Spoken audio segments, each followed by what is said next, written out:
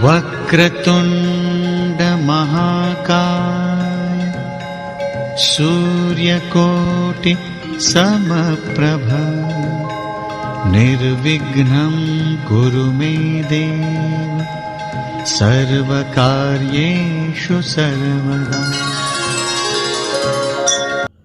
आप लोग बड़ी घृणा के साथ शकुनी को देखते हैं कि उन्होंने पांडवों के खिलाफ किस तरह षड्यंत्र रचा, लेकिन इसके पीछे की क्या है सत्य घटना अगर आप लोग जानेंगे तो शकुनी से प्रेम करने लगे। आप लोग जानते हैं माता गांधारी कहां पे विराजमान करती थी? अफगानिस्तान में माता गांधारी का राजमहल हुआ करता था, जहां पे गांधर्व नाम का एक राज्य है। माता गांधारी के पिता गांधर्व नरेश वहां के राजा हुआ करते थे और वह बहुत ज्ञानी आदमी थे। उन्होंने अपनी पुत्री के विवाह के लिए बड़े से बड़े योद्धा को बुलाया। ऋषि मुनिगण भी आए। जब उनका पत्र देखा गया, जिसे हम लोग टेवा कहते हैं, तो उस टेवे में लिखा हुआ था कि माता गांधारी जिस भी प्राणी से विवाह करेंगी, कुछ दिन पश्चात उसकी मृत्यु हो जाएगी।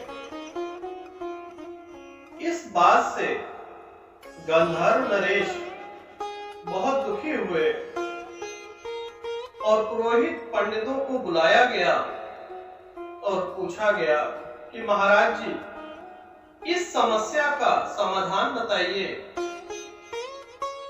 राजकुमारी गांधारी का विवाह करना है और उनके विवाह में विलंब आ रहा है। बड़े बड़े ज्योतिषाचार्य आए, ऋषि मुनि आए, सबने एक ही प्रस्ताव दिया कि महाराज, राजकुमारी का विवाह किसी ऐसे व्यक्ति से कर दिया जाए, पशु या पेड़ से, कुछ समय पश्चात उसको काट दिया जाए या उसकी स्वयं मृत्यु हो जाए तो इसका काट मिल सकती है। तो गांधर्व नरेश ने ऐसा ही किया। एक मंदिर में उन्होंने स्वयंवर रचा, जिसमें एक बकरे को उनसे विवाह कराया गया और विवाह के उपरांत ही उसकी बलि दे दी गई। कुछ दिन पश्चात महाराज, आप लोग जानते ही हैं, धृतराष्ट्र को विवाह के लिए प्रस्ताव भेजा गया और उनके साथ माता गांधारी का विवाह हुआ।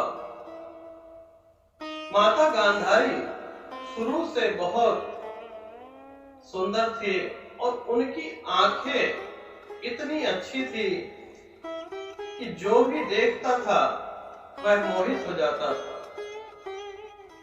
लेकिन धृतराष्ट्र महाराज तो अंधे थे, तो महारानी ने प्रण किया कि वह भी अपनी आंखों को पट्टी बांध देंगी और वह भी इस संसार को नहीं देखेंगे।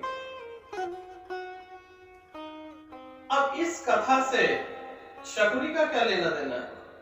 क्या रहस्य है? जानते हैं? नहीं ना? शायद आपने कभी सुना भी नहीं होगा कि जब पांडव को इस चीज की सूचना मिली, धृतराष्ट्र जी को इस बात की सूचना मिली कि माता का विवाह, गांधारी का विवाह पहले हो चुका है, तो वह अत्यंत दुखी हुए कि मेरे अंधे होने की वजह से मुझसे दूसरा विवाह कराया गया।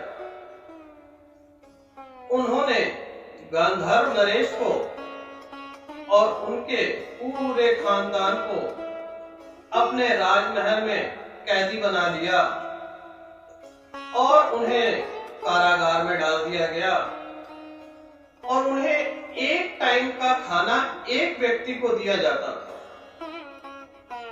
लेकिन गांधार नरेश बहुत ही ज्ञानी आदमी थे। उन्होंने सोचा कि अगर एक टाइम का खाना और पूरे खानदान को ही खाना होगा तो इससे पूरे वंश का सर्वनाश हो जाएगा।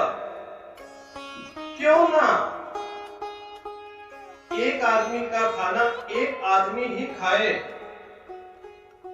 जिससे वह बचा रहेगा। उनके खानदान में कम से कम 50 उनके रिश्तेदार थे। सभी को कारागार में डाला गया और धीरे धीरे करके सभी की मृत्यु होने लगी। तब गांधार नरेश को याद आया कि ऐसे तो मेरे कुल का सर्वनाश हो जाएगा, मेरे कुल का कोई नाम लेने वाला नहीं बचेगा। तो उन्होंने एक हड्डी उठाई और अपने सभी पुत्रों को कहा कि इस हड्डी के अंदर से धागा डाल के दिखाओ। जो धागा डाल के दिखाएगा वह मेरा वंशज होगा। सभी हंसने लगे। एक एक करके जितने पुत्र थे सभी हार गए। तभी राजकुमार शकुनी का नंबर आया और उन्होंने आगे एक दाना रखा, पीछे चींटी के पैर में धागा बांध दिया और इतना पतला सुराख था कि चींटी अंदर घुस गई और उस दाने को खाने के चक्कर में वह इस पार से उस पार पहुंच गई।